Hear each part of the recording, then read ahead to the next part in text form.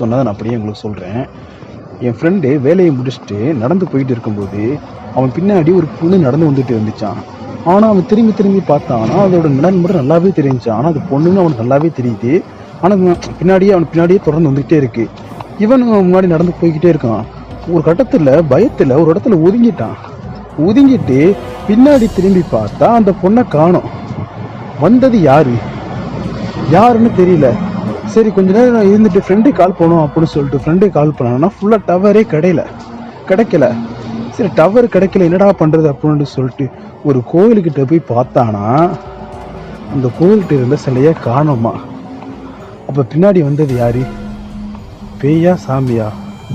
அவ பொண்ணு இல்லை, மானிட பொண்ணு இல்லை, இந்த மண்ணை காக்கிற மாதிரி இன்னி மறுபடியும் சொன்னானா.